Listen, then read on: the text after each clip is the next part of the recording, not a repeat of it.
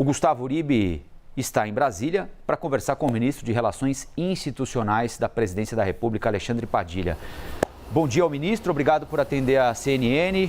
Uribe, meu amigo, a bola é sua. Obrigado, Colombo. Obrigado, ministro, pela entrevista. Bom dia. Bom dia, Gustavo Uribe. Toca a bola aí, vamos ver se melhora a vida do meu Corinthians aí, que tá difícil, viu? Tá bem difícil, o Colombo critica isso todo dia. Falando um pouco do cenário político aqui de Brasília, hoje tem expectativa de votação do arcabouço fiscal. As mudanças feitas pelo Senado Federal serão incorporadas pela Câmara dos Deputados na avaliação do senhor, pelo que tem sentido do Congresso? Ó, Gustavo, essa é uma votação muito importante. Eu quero dizer, eu sempre digo que tanto a votação que nós tivemos na Câmara do arcabouço fiscal há mais de um mês, teve um texto muito positivo, deu uma sinalização positiva para a economia, foi um bom trabalho feito pela Câmara dos Deputados e logo depois o Senado teve mais tempo para se dedicar, teve alguns temas que apareceram com mais força e também o governo orientou favorável o texto aprovado no Senado. Os dois são extremamente equilibrados, faz esse equilíbrio da responsabilidade social com responsabilidade fiscal. E nós estamos conversando com os líderes da Câmara, o ministro Fernando Haddad, eu, o líder Guimarães, no sentido de manter o texto do Senado, mas com muita tranquilidade. O texto do Senado teve um avanço importante, que ele tem uma regra para a apresentação do orçamento mais realista em relação ao que vai ser o montante de recursos para o orçamento do ano que vem, mantendo o protagonismo do Congresso, né? O Congresso autorizar a execução dessa despesa. Acho que está bastante equilibrado, mantendo o espírito que foi aprovado na Câmara. Teve mais tempo para o Senado fazer algumas sugestões e o mais importante é garantir a votação nessa semana. A gente abre a votação hoje com o PL do CARF, que ainda está trancando a pauta, como estava o PL da Escola Integral.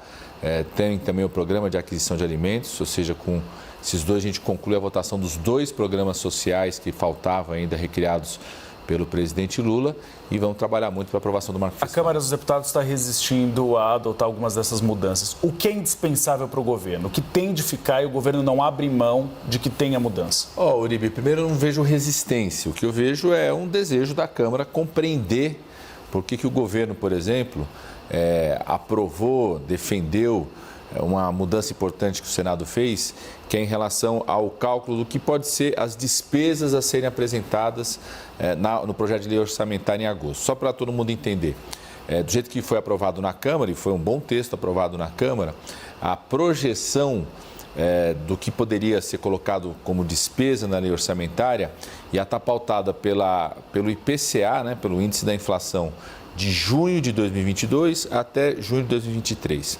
Como todos nós sabemos que o índice da inflação de dezembro de 2022 até dezembro de 2023 será maior, isso significa você ter uma proposta mais realista, que significa cerca de 30, 40 bilhões a mais para colocar em estrada, habitação, infraestrutura, estudo de minas e energia, projetos estruturantes para o país.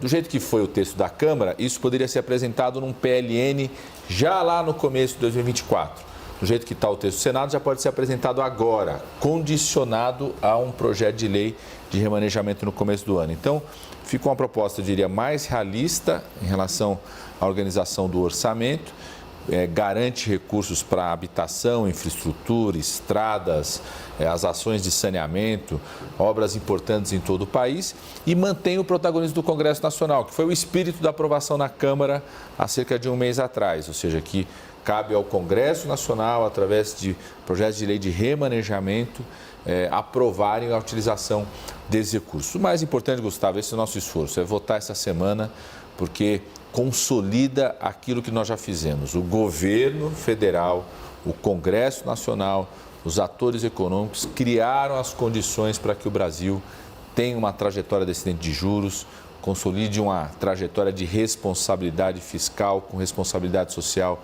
combinadas, e a votação essa semana será um passo muito importante. Quero só agradecer ao Congresso Nacional. Colombo.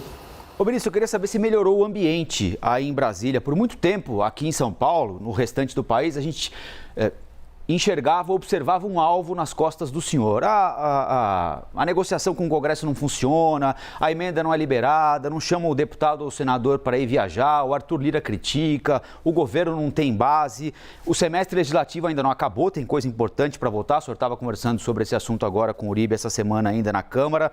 Mas qual é o balanço que o senhor faz? Melhorou o ambiente aí em Brasília? As emendas estão saindo? As viagens estão... Tem lugar para deputado e senador no avião? Como é que estão as coisas aí, ministro?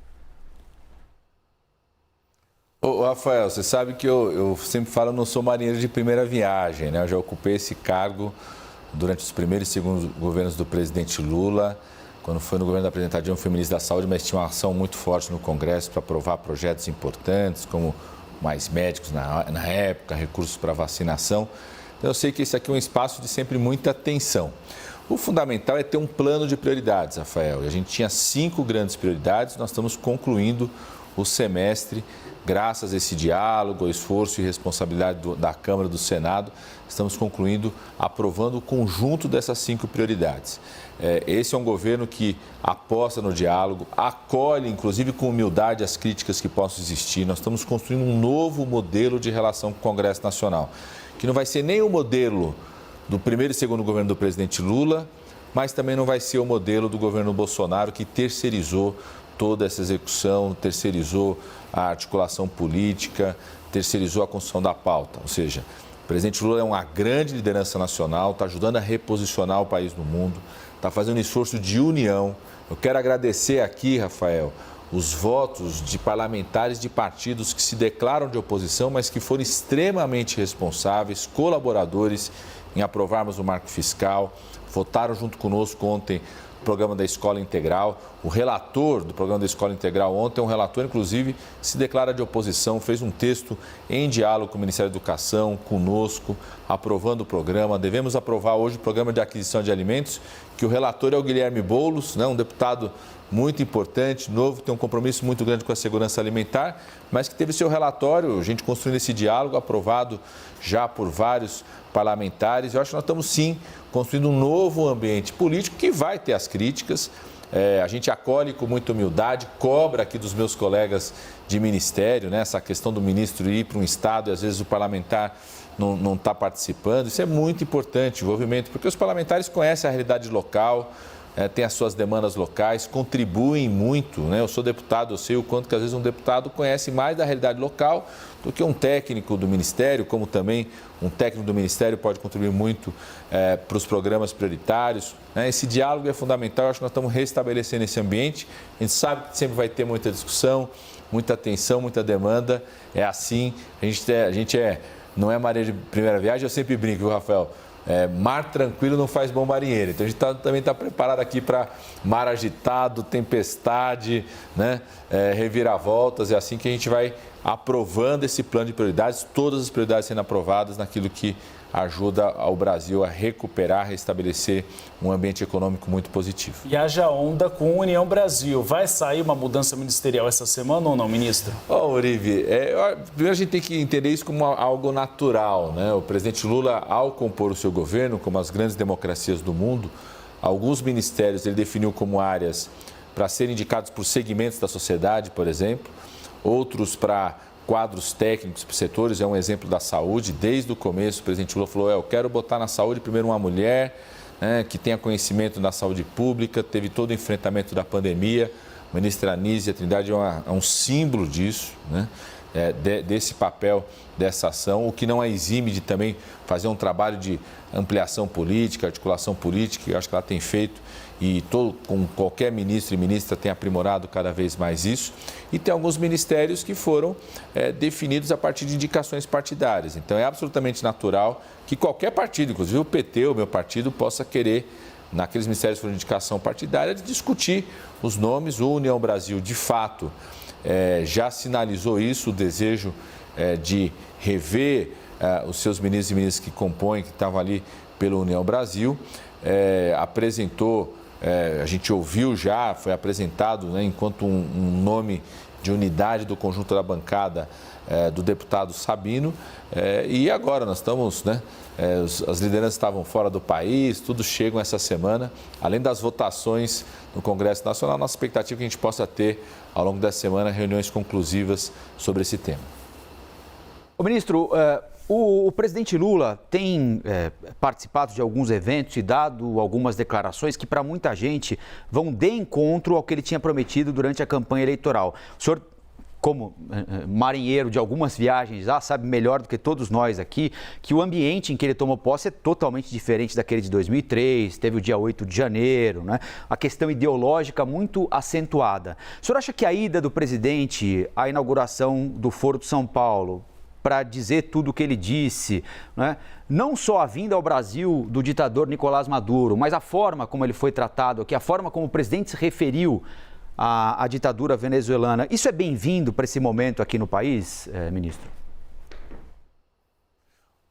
Rafael, eu diria que colocar ideologia na frente das relações comerciais com os países, sejam países vizinhos, qualquer país do mundo, não é bom em nenhuma situação. Acho que o presidente Lula tem uma ação pragmática na relação externa. É muito bom para o Brasil, para a nossa economia, para a exportação que nós fazemos, para a geração de emprego e renda no Brasil, ter uma ótima relação com os nossos países vizinhos. Sabe por quê, Rafael? Porque são os principais países consumidores de produtos de valor agregado no Brasil. O Brasil é um grande país exportador, nós temos uma plataforma de exportação cada vez maior, se ampliou no governo do presidente Lula, porque o presidente Lula não faz distinção na relação com a China, com os Estados Unidos, com a Europa, com o continente africano. Mas quando a gente pega aquilo que a gente chama do valor agregado, ou seja, produtos industrializados, o nosso grande comprador são os países da América do Sul. Então nós temos que fazer todo o esforço na América Latina como um todo, receber a todos, independente da conotação política, do posicionamento ideológico, do próprio sistema político desses países, tem uma ação pragmática que significa comércio exterior, integração regional. A integração regional tem uma boa relação com os vizinhos, Rafael, tem um papel não só para a exportação, mas para a própria defesa sanitária. Um dos grandes potenciais que o Brasil tem é a exportação da área rural, de produtos do agro. Você tem uma boa relação com os países vizinhos para a defesa sanitária, defesa fitossanitária é decisivo para a nossa soberania. A própria defesa na área da saúde, cooperação na educação, cooperação na ciência e tecnologia. Eu sou professor universitário, sou professor universitário de universidades que recebem pesquisadores da América do Sul, da América Latina, vêm produzir pesquisa aqui, publicar aqui, ou seja, é um potencial grande das nossas universidades de atrair pesquisadores, cérebros, ter cooperação com esses países. Então, ter uma boa relação e a cooperação com os países, sobretudo os nossos países vizinhos, é decisivo. Aquela época de fazer da política externa um embate ideológico que foi feito pelo governo anterior é absolutamente ultrapassado. O Brasil perdeu muito com isso. O presidente Lula reposicionou o Brasil no mundo, aproveitando ao máximo essa agenda, essa oportunidade da agenda ambiental, do tema da sustentabilidade e de uma postura de uma ação multilateral, de cooperação multilateral. O presidente Lula, nesse primeiro semestre, já recebeu mais chefes de Estado do que o governo anterior recebeu durante 4 anos, já esteve nos Estados Unidos, na China, hoje está no Mercosul, fez a agenda na Europa, foi muito bem recebido, veio para cá. Primeiro, o chanceler da Alemanha, a principal economia da Europa, está preparando uma grande agenda na África no segundo semestre. E o Brasil, Rafael, vai assumir a liderança de vários fóruns internacionais no próximo ano. A Cúpula da Amazônia, que nós vamos fazer agora em agosto, preparando a COP30 em Belém. O G20 vem para o Brasil, a liderança do BRICS, ou seja, o Brasil está reposicionado no mundo. E o presidente Lula tem que ter uma ação pragmática que defenda os interesses do povo brasileiro, do emprego, da renda, da cooperação tecnológica, da cooperação cultural, da defesa da soberania do nosso território e da integridade da soberania do nosso país. Ministro, receber uma autoridade estrangeira, seja questionável ou não, tudo bem, faz parte, como o senhor explicou, faz parte do pragmatismo da diplomacia. Mas não é se passar um pouquinho, elogiar o regime da Venezuela, por exemplo, dizer que é democrático? Não, eu não vi isso. O que eu vejo do presidente Lula é uma postura de você recebe alguém na tua casa, você vai gastar mais tempo em fazer críticas que você possa pensar ou você vai ter mais tempo e tentar construir e retomar relações. Vamos lembrar, Uribe, que nós tivemos 4 anos de disputa, de contencioso, e quem mais perde com isso é o Brasil. Quem mais perde são as indústrias brasileiras que exportam para a Venezuela, são os nossos produtos agrícolas, né? Quem mais perde, por exemplo, né, são estados que fazem fronteira direta com esse país importante, né, que pode comprometer, inclusive, a situação do nosso país, tem impactos negativos quando tem algum tipo de bloqueio ou não desenvolvimento econômico. Você convida uma pessoa para a tua casa, você recebe a pessoa na tua casa, você vai valorizar aquilo que pode ter de positivo na sua relação, ou você vai aproveitar ali na tua casa, né, para reforçar as críticas que eventualmente você possa ter, né? Ainda mais depois de 4, 5 anos de quebra das relações. Nós chegamos a uma situação de não ter nem embaixador aqui, de não ter um reconhecimento em relação ali. Então, acho que tem uma ação pragmática e que tem que ser muito importante, sobretudo nos nossos vizinhos. Nós estamos falando, né, de receber em casa alguém que é seu vizinho. Que se você não tiver boa relação, impacta na sua vida, né? Você não quer alguém botando som alto quando não quer ouvir, não quer confusão, não quer lixo sendo jogado para cá ou para lá. É restabelecer relações. Eu acho que as relações estão sendo restabelecidas com a liderança, com a forma muito pragmática. E se tem alguém que defende a democracia no país, é o presidente Lula. Eu acompanho o presidente Lula desde muito jovem. Participei dos debates, por exemplo, do Partido dos Trabalhadores, no Congresso em 90, quando definiu que democracia é um valor universal. Se tem alguém que defendeu a democracia no país, é o presidente Lula. Se tem alguém que conseguiu liderar uma frente ampla nas eleições do ano passado para derrotar uma ameaça à democracia, foi o presidente Lula, né? Se tem alguém que conseguiu liderar, junto com as instituições do Judiciário, Congresso Nacional, a própria imprensa, né, é uma ação firme no dia 8 de janeiro para estancar um golpe que estava armado nesse país, foi o presidente Lula. Então, acho que não pode existir dúvidas do compromisso do presidente Lula com a democracia. O senhor lembrou a eleição passada em que o presidente Lula se posicionou na condição de candidato de uma frente democrática para derrotar o presidente Jair Bolsonaro, e uma das condições, não sei se impostas, né, mas uma das condições ou uma das ofertas feitas pelo presidente Lula para atrair gente, né, que tinha interesse também em concorrer à presidência da República agora ou mais para frente, é a garantia de que ele ia jogar esse mandato aqui, sem pensar em 2026. Agora, os sinais econômicos são bons. É claro que até 2026 tem um mundo de coisa para acontecer, né, ministro? O senhor acha que hoje a gente pode dar de barato que ele fica esses 4 anos e vai embora? Rafael, acho que hoje a gente pode dar de barato que o presidente Lula não pensa em 2026.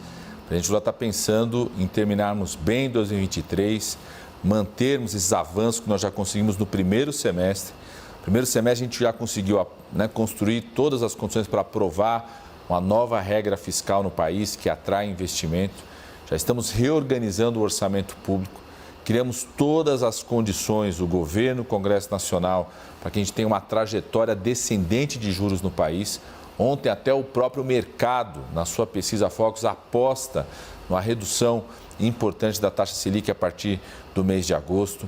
Construímos esse reposicionamento do Brasil no mundo e recriamos todos os programas sociais. Todos os programas sociais que tínhamos compromisso em recriar foram recriados nesse primeiro semestre, inclusive conseguindo aprovar ali todos os projetos de lei, medidas provisórias relacionadas a esses programas sociais. Então, nós estamos pensando em 2023, construir 2024. Né? Quem está antecipando qualquer calendário eleitoral para 2026 não está percebendo a importância não só da consolidação dessa frente ampla, da defesa da democracia, mas, sobretudo, da urgência de consolidarmos um ambiente de recuperação econômica sustentável para o país. Então, o nosso foco é 2023, a gente não está pensando lá na frente não, viu, Rafael? Lula não está pensando em 2026, mas a oposição está com Jair Bolsonaro inelegível. O senhor acha que agora é o momento de Lula procurar alguns partidos que estavam com Jair Bolsonaro? Ciro Nogueira, do PP, que já foi um aliado de Lula, ou Marcos Pereira, do Republicanos? Uribe, nós temos buscado um diálogo com esses partidos desde já da transição, respeitando o posicionamento deles. Não vai ter nenhuma ação no nosso esforço do governo de buscar cooptar ou constranger, né, lideranças como o presidente Ciro Nogueira, como o presidente Marcos Pereira, do Republicanos. Quero agradecer, inclusive, o envolvimento de vários dos parlamentares desses partidos em votações decisivas, como a retomada do Bolsa Família, como a recriação do Minha Casa Minha Vida, do Mais Médicos, a aprovação do Marco Fiscal. Sempre contamos com parlamentares desses partidos e sei que isso só foi possível por um sentimento de responsabilidade dessas duas lideranças, tanto do presidente Marcos Pereira quanto do presidente Ciro Nogueira, e o diálogo vai ser constante, permanente, né, com esses, como eu tenho um diálogo muito respeitoso, institucional, com a liderança do PL, tanto na Câmara quanto do Senado. Né? Para nós, o fundamental é reconstruir o ambiente econômico do país. Se eles estão pensando em 2026, eu respeito. Nós estamos pensando em 2023, 2024, né, retomar, já conseguimos ter um índice recorde de retomada de empregos no primeiro trimestre, queremos acelerar a retomada de ampliação de empregos cada vez com valor mais agregado, com maior dignidade. Aprovamos ontem um projeto, né, sancionado pelo presidente Lula ontem, um projeto muito importante da igualdade salarial entre homens e mulheres. Vamos constituir no Conselhão, que eu coordeno aqui também, um observatório permanente do cumprimento dessa lei, sob coordenação da ministra das Cidades. Né? Temos um esforço enorme de retomar a pauta da educação. Aprovamos ontem o projeto de escola integral. É prioridade absoluta do presidente Lula, do ministro Camilo Santana, de implementar a escola integral no país, ampliar cada vez mais a oportunidade para que as crianças tenham acesso à escola integral. Tem um esforço enorme na área da saúde de reconstruir o SUS, está tendo a grande Conferência Nacional de Saúde essa semana, um clima muito positivo, reconstruir o SUS pós-pandemia, ou seja, são as nossas prioridades nesse momento. Vamos passo a passo conquistando, aproveitando as oportunidades. Né? O Brasil tem uma oportunidade única, Rafael e Gustavo Uribe, que é ocupar um protagonismo na economia verde, na agenda da sustentabilidade, nesse debate da transição ecológica, transição energética, e essas são as prioridades do presidente Lula, e vamos dialogar, inclusive buscar contar com o apoio de partidos de oposição nessa agenda prioritária. Ministro, quero fazer uma última minha aqui para encerrar da minha parte. O PP pode ocupar algum espaço no governo? O Ministério do Desenvolvimento Social é possibilidade? O PP, nós estamos abertos a discutir com todos os partidos, viu, Rafael Colombo? Todos os partidos que queiram assumir uma agenda de compromissos, né, queiram cada vez mais colaborar com a ação do governo, queiram assumir o programa de governo, nós estamos absolutamente abertos a todos, sem fazer constrangimento nenhum a nenhuma liderança partidária, a nenhum partido político. Tem esse momento agora de reorganização dos indicados pela União Brasil, que é absolutamente natural, é um partido que já tinha indicado, e estamos com a agenda aberta para discutir com os demais partidos a disposição de estar dentro do governo, ampliar cada vez mais essa frente política, desde que alinhado ao programa de governo, essa agenda de prioridades, né, de retomada do ambiente econômico do país, da sustentabilidade, o Brasil aproveitar as oportunidades estão abertas para o mundo, fortalecimento dos programas sociais, essa combinação da responsabilidade socioambiental com a responsabilidade fiscal.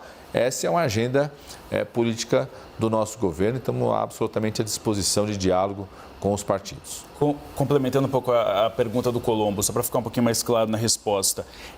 Então, não está descartada a possibilidade de um convite ao PP para fazer parte da esplanada dos ministérios? Não é um convite nem um constrangimento, mas desde o começo sinalizamos, inclusive tem vários parlamentares de partidos que se declaram de oposição que nos seus estados apoiaram o presidente Lula ou depois do dia 8 de janeiro passaram a apoiar firmemente o governo, tem compromisso com o governo, tem uma mudança política no país a partir do dia 8 de janeiro, acho que ficou escancarado para segmentos que eventualmente tenham apoiado o ex-presidente, de que não dava para apostar naquela liderança, passaram a defender o governo, a democracia e com isso passaram a indicar pessoas nos estados. Então tem uma mudança política, inclusive, nesses partidos. Muitas delas vêm a partir das bases nos estados, têm compromissos com o presidente Lula, às vezes fazem parte de alianças regionais com aliados do presidente Lula, outros assumiram querer estar nesse governo depois do dia 8 de janeiro, e esse diálogo é permanente, né? Vamos continuar com o diálogo aberto, o governo está aberto a ampliar sua base, sua composição no governo, desde que sejam quadros tecnicamente competentes e comprometidos com a agenda prioritária do governo, que vem sendo vitoriosa no debate do Congresso Nacional. Estamos aprovando os projetos prioritários que estavam definidos desde o começo do ano. Ministro, o governo, agora sim a minha última, o governo acertou o passo com a caserna? Eu diria que tem uma combinação, viu, Rafael Colombo? De um lado, instituições que infelizmente estavam contaminadas pelo ódio, pela atitude golpista, né, pelas atitudes antidemocráticas que foram semeadas durante 4 anos pelo bolsonarismo, tomaram, eu acho que um outro posicionamento frente à realidade do que foram as tentativas de golpe que culminaram nos atos terroristas do dia 8 de janeiro. Então, acho que tem uma mudança também nas instituições, perceberam, né, de uma forma muito correta os riscos à democracia, à estabilidade econômica do país, à soberania do país, que estavam incutidas no esforço do ódio, né, naquela propagação do ódio, das atitudes antidemocráticas, e do lado uma habilidade muito grande, tanto do ministro José Múcio, quanto do presidente Lula, em deixar muito claro o respeito às Forças Armadas, respeito a essas instituições, o papel que elas têm na soberania do país, na produção tecnológica, nas parcerias econômicas, nas parcerias internacionais. Respeito. Não tem um presidente da República que apoiou mais as instituições das Forças Armadas do que o presidente Lula nos dois dos seus primeiros governos. Tanto em investimentos, reorganização. Eu me lembro, o primeiro governo do presidente Lula tinha a Força Armada que não tinha dinheiro para comprar uniforme, para comprar a farda para os seus soldados, para fazer a manutenção mínima do quartel. Isso foi recuperado pelo presidente Lula. Depois apostamos em grandes projetos estratégicos de alta tecnologia, seja na Marinha, no Exército ou na Aeronáutica. E o presidente Lula, mais uma vez, tem demonstrado isso, de muito respeito ao papel constitucional das Forças Armadas e do papel que elas têm, inclusive para a soberania territorial, tecnológica, científica do país. Eu acho que está acontecendo essa combinação, sabe, Rafael? De um lado, é um reconhecimento do papel do presidente Lula e do ministro José Múcio, e do outro, também um reconhecimento, sobretudo das suas direções, das Forças Armadas, de que, infelizmente, aquele clima semeado de propagação do ódio, de atos antidemocráticos, de desrespeito à Constituição, estava contaminando individualmente essas instituições. Isso não era positivo para as Forças Armadas, para o seu papel constitucional. Ministro, a gente está falando de Forças Armadas, sobre reforma tributária, o senhor está falando de diálogo. A expectativa de votação é essa semana ou no máximo na próxima, antes do recesso parlamentar. Um ponto bastante polêmico foi a questão da cesta básica, a oneração de alguns produtos. O que o relator queria é que, se você tivesse, por exemplo, um valor médio de 25% de imposto, os produtos da cesta básica fossem a metade. Mas já se discute ser menor ainda, porque eu tenho ouvido no Congresso Nacional que seria uma solução para que os produtos da cesta básica não ficassem mais caros. Uribe, tem uma preocupação muito grande com a reforma tributária, sobretudo nesse primeiro momento, de ela simplificar os impostos. É muito importante a reforma tributária do país, porque ela vai simplificar os impostos, vai acabar com essa verdadeira balbúrdia tributária que tem, que dificulta tanto a vida do empresário, do comerciante, da sociedade, né, em relação ao pagamento dos impostos. Então, um dos temas importantes, e obviamente tanto o relator quanto o governo está acompanhando esse debate, vamos esclarecer os segmentos que possam ter dúvida em relação a isso. Não existe qualquer aumento de carga tributária, muito pelo contrário, né? A proposta que está sendo construída pelo relator, uma proposta do Congresso Nacional, mas que o governo está acompanhando desde o começo. O Ministério da Fazenda criou uma secretaria extraordinária só para isso. Temos acompanhado esse debate. Ela não aumenta a carga tributária no país, ela simplifica os impostos, cria um prazo de transição para que você possa fazer uma recomposição regional, uma acomodação dos estados e dos municípios, você não enfrentar os desequilíbrios regionais que possam ser necessariamente compensados, né? E estimula exatamente a produção no país, novos investimentos, tem expectativa que possa gerar um impacto muito positivo no crescimento. Então, serão dias, né? O relator tem feito um papel muito importante nisso, nós estamos à disposição para ajudar no que for necessário, de esclarecer, dialogar, deixar muito claro que não tem aumento de carga tributária, muito pelo contrário, que é algo que todo mundo vai ganhar. O nosso esforço é para buscar, pelo menos na Câmara dos Deputados, ver se a gente consegue votar no primeiro semestre ainda. Como tem um grande esforço concentrado nessa semana, nós vamos trabalhar, ver se a gente consegue votar essa semana. Mas cesta básica, tem margem para diminuir ainda mais? O diálogo está permanente em todos os temas, né? O relator está conduzindo isso, o Ministério da Fazenda conduzindo isso tecnicamente. Eu não tenho visto isso como uma questão central.